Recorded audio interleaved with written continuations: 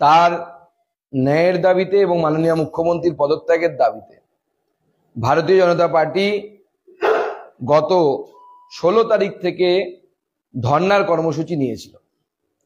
কিন্তু দুর্ভাগ্যবশত এই গণতন্ত্রকে হত্যাকারী সরকার এবং তার প্রশাসন আমাদেরকে ধর্না করতে দেয়নি। প্রায় 200 জন ভারতীয় জনতা পার্টির কর্মী সমর্থক তাদেরকে গ্রেপ্তার করা হয়েছিল এবং জোর জবরদস্তি তুলে নিয়ে যাওয়া হয়েছিল।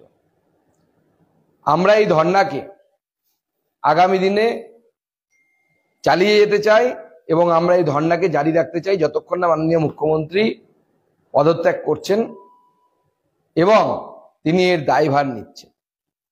কারণ শুধু তো একটি এই ধরনের ঘটনা ঘটেছে তা নয়।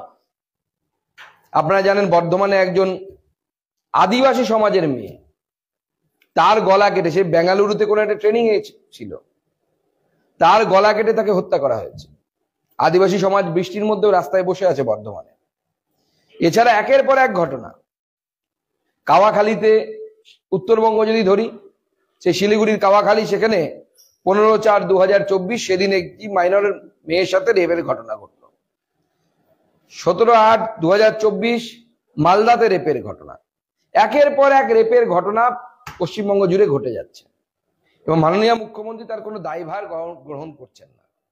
উল্টে আমরা দেখতাম তাদের পার্টির তরফ থেকে বলা হতো, কামদুনির ঘটনা যখন ঘটেছিল 23, সেই সময় বলা হয়েছিল 13তে যে শরীর ঝাঁকলে যেরকম সর্দি কাশি জ্বর হয় সেরকম ধর্ষণও হয় সমাজে।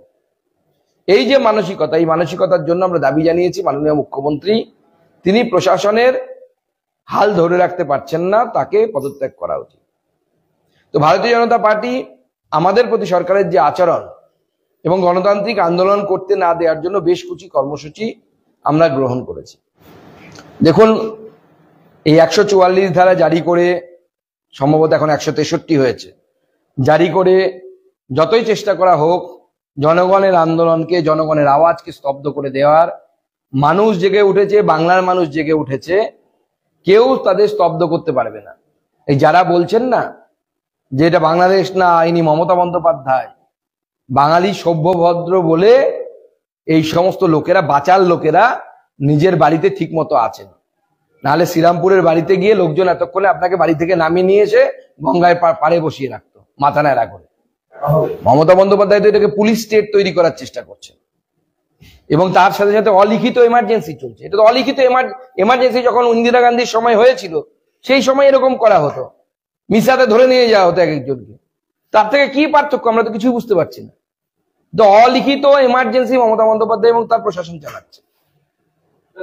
শেষ করে নিরাপত্তা নিয়ে 17 দফা নির্দেশিকা দিয়েছে নবান্ন, সেখানে আবার নির্দেশিকায় উল্লেখিত রয়েছে সম্ভব হলে মেয়েদের নাইট ডিউটি থেকে অব্যাহতি দিতে হবে।